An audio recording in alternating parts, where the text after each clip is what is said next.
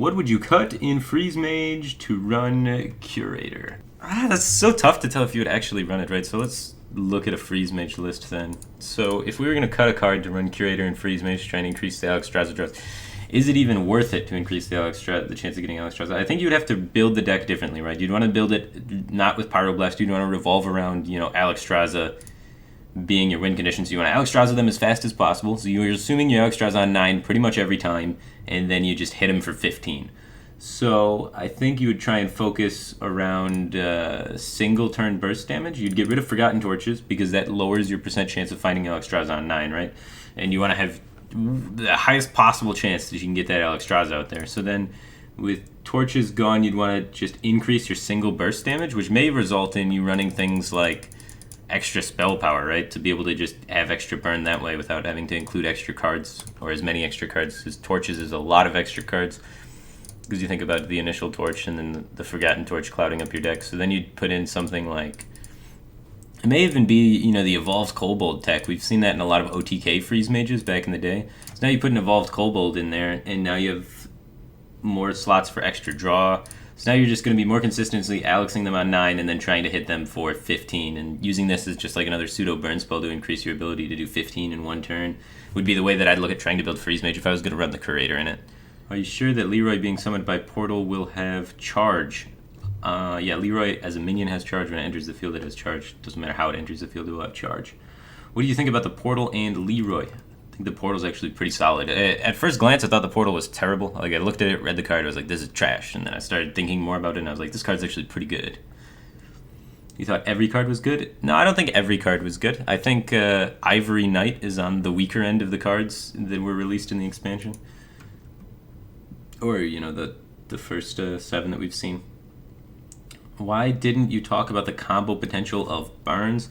There is some combo potential. The issue with the combo potential comes in when you draw your Malagos or you draw your Velen, and then it kind of is hard for you to do. So combo decks require a bunch of cards to launch the combo, not just the actual Velen or the actual Malagos. You also require, the 2 Mind Blasts or whatever. So, or with Rogue, Sinister Strikes and Preps, or Fireballs and Frostbolts, or Frostbolts and Ice Lances. So you're going to need card draw in that deck. And if you have card draw in that deck, then it starts getting a bit awkward and you start running into situations where you're going to play Barnes, the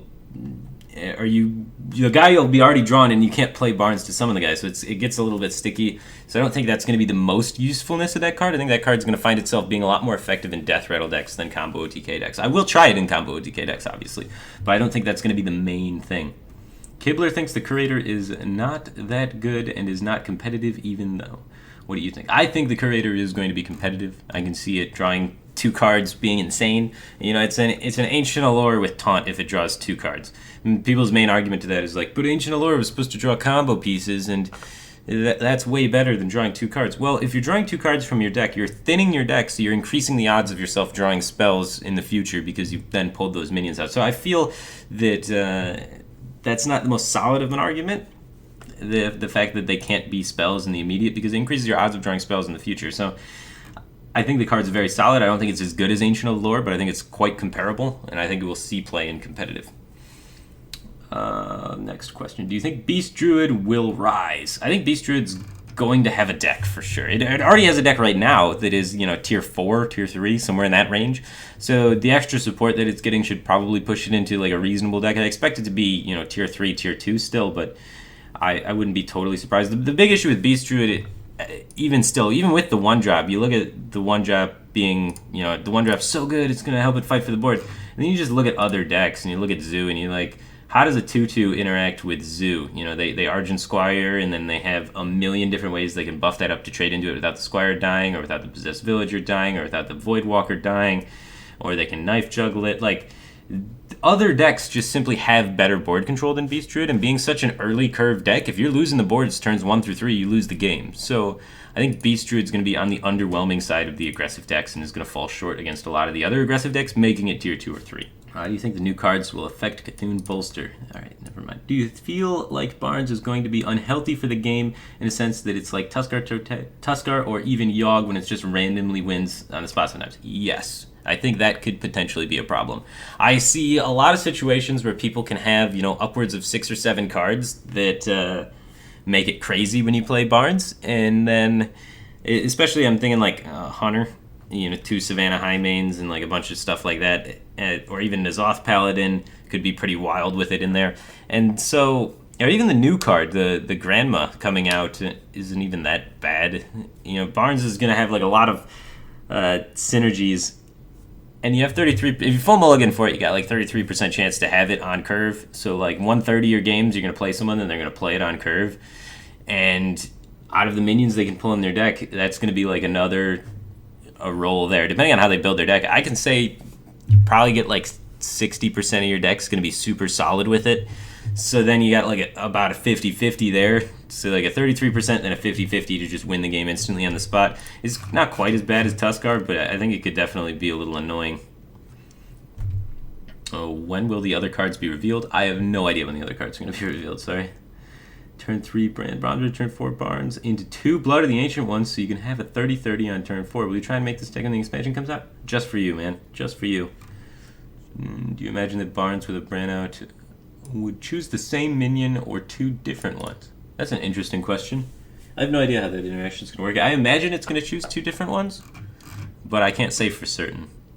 Do you think a control rogue might be an archetype that might become viable? So what would also be needed for it to succeed? Control rogue? Rogue's removal, like in the later stages of the game, is just absolutely trash. It's like really mana efficient, but not very card efficient, which is why rogue needs to run so many cards. So that's why they kind of falter when it comes to control decks. You got to start running things like Assassinate, which is just so clunky and awkward and just not efficient against the minions people are likely to be playing. So Rogue's removal toolkit just does not fit for a control deck, so I don't expect a control Rogue to ever be tier 1 with the current standard set in unless they make changes to that. But I do think tempo-oriented Rogue decks are going to become a thing. You got like Burgle plus the card that reduces all of the cards from other classes by 2. Steel Rogues, that's all tempo-oriented stuff, which fits in the theme of Rogue, which is why I think they went with the direction of that. Stealing cards, which is a loss in tempo, and then making up the tempo with that card, and then using your Rogue spells to push the tempo further ahead. So it's more of a tempo Rogue sort of build. So I expect tempo Rogue to maybe be more of a possibility rather than control Rogue. When will Blackrock Mountain be removed from Standard? Blackrock Mountain will be removed from Standard next year, so January. Is what my understanding is. It's the Hearthstone cycles by like calendar years, and this year is the year of the Kraken, and then next year it'll be the year of something else, and there's like little shadow images and teasers as to what the next year could be. So it's like the Ox or the Toad or something, I don't know, or River Crocolisk might be one of them. So yeah, it's going to be the year of something next year, and that's when all the sets start getting rotated out. Not only Blackrock Mountain, but all of the sets except for 4. Interesting. If you silence the card summoned by Barnes, will it still be a 1/1 or will it result to its standard stats? Well, if it works like Vol'jin, right? It's got the same wording as Vol'jin, and Vol'jin's minion, when it's silenced, gets returned back to its original stats. So I believe that when you silence the card off Barnes, it will return to its normal stats. So maybe this is the card that makes Silence Priest a thing. I highly doubt it, but it's possible. Maybe you can play it and then use Silence for 0 mana to just pull out like an 8/8 or something ridiculous on turn 4. It's the year of the pig next year, year of the unicorn. Year of the Force. Yeah, who knows? I'm hoping it's the year of the Crocolisk, just because that'd be cool. Volazage, not Vol'jin. Yeah, Volazage, my bad. I'm terrible at pronouncing all the cards. Alright, here we go. Firebat. How would you try to improve Priest as a class in the upcoming expansion? What does Priest need? What does Priest need as a class to be improved? That is a difficult question. You can look in Wild and see Priest being actually one of the highest win rate decks in Wild. Like Light Bomb is a pretty hard carry in Wild, as well as just, the Sludge Belchers and the Death Lords. Death Lords are absolutely crazy. And then all of that with N'Zoth. And the reason why N'Zoth Priest is broken in Wild is because you play Death Lord on turn 3, they kill it, they get some small advantage, you catch back up, and then later stages of the game you play N'Zoth. Now Death Lord suddenly is pulling minions, pushing them into fatigue, forcing you to win the fatigue game in control matchups and win against aggro, making you only weak to mid-range, which then you have the best AoE in the game to clear. So in Wild, Priest is actually busted. So if you just add some of the elements from Wild back into Priest, then Priest could potentially be up there again as a solid control deck. The problem is, though, the reactiveness of Priest and the reactiveness and nature of the class just makes it stronger as more options are available to it, and weaker at the beginning of the year. So at the beginning of the year right now, this is when the least amount of cards are available for Priest, or for any class, right? Because this is the least amount of sets that are going to be in rotation at one time. Then as every set comes out, it's going to add on to the current sets in Standard, and then it's not going to rotate out back until what it is today, until January of next year. So as the more cards come in, I feel like control decks, reactive decks are going to become more powerful. So I think Priest is just naturally going to get more options as the expansion comes on, and then you're going to be able to play that reactive style. Personally, I don't believe reactive decks are ever going to be tier 1 because you can't react to everything in the game, otherwise it's busted and needs to be nerfed. So I think for the most part, Priest is not going to be tier 1 ever, just by the nature of how the class is and what it's supposed to be doing. They don't want Priest to be a proactive class. They want it to be a reactive class. If every class is a proactive class, the game gets very boring to play. The playstyles are all exactly the same. Priest is still going to sneak out and win some tournaments occasionally, just because sometimes you verse all of the opponents that have all the same decks, and you have a reactive deck designed to beat exactly what those strategies of those decks are trying to do, and then you sweep the tournament and win with Priest.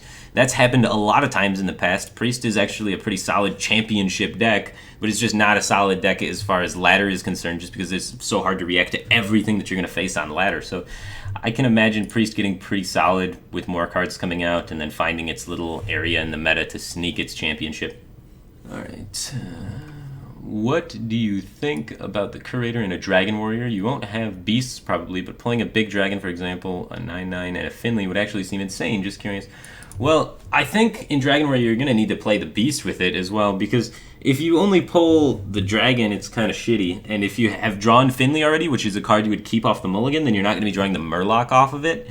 So you're losing a lot of the value on the card, whereas you could just throw in some... The problem with Dragon Warrior, though, is all of the good beasts are on mana slots that Dragon Warrior already has pretty highly contested. Like 5 is like the best beast slot, really, and it's already pretty tough there for Dragon Warrior to find room. But they have Fierce Monkey. That's also on a really contested mana slot with Frothing and Ravaging Ghoul. So you can maybe put in like 1 Fierce Monkey and like a Stranglethorn Tiger in there. So then you have more likelihood of the card drawing 2, and then you have the Finley in there already, and you have dragons, of course, and then Curator just goes right in there just like that. I think you would have to cut like Frothing for a Fierce Monkey. You could even cut both Frothings, honestly, but you probably don't necessarily need to. But yeah, you could do it as simple as this, and then jam Curator in here, and I think it would be really, really strong. Like, just absolutely bonkers, drawing 2 cards like that, refilling, and putting on tons of pressure on Dragon Warrior. And then you can get rid of this Ragnaros out of here, because it's always been kind of awkward in the deck. Or maybe even a Nixia, because you just have so much value going forward off the cards, and then you can just pile on more mid-range threats, and your whole deck fits more thematically together, and there's less top end that's clunky, and you have more mid-range creatures, so you're just more consistent of a deck overall, is what Curator is going to do for Dragon Warrior. And Dragon Warrior is already the highest win rate deck in the game, and when you add consistency to that, that's just wrong. So I think there's no way Curator is not going to be a good card. Like, you can already see jamming Curator in Dragon Warrior is going to be pretty nuts. I don't remember Priest winning a tournament. When did this happen? Insomnia 57 is a major. Ness won 10 grand with Priest. DreamHack Austin, Chalky won with Priest. There's a few more examples. Those are examples over the last 9 months, I think it's been. So it doesn't happen that often, but it occasionally does. Which cards would you think would be best for Arena? I don't play Arena. I'm gonna be honest with you. I don't play any Arena. I mean, Firelands Portal seems good in Arena, but like, that's not a question I can really answer with too much. Amaz has won tournaments with Priest in the past, dating back to like 2014.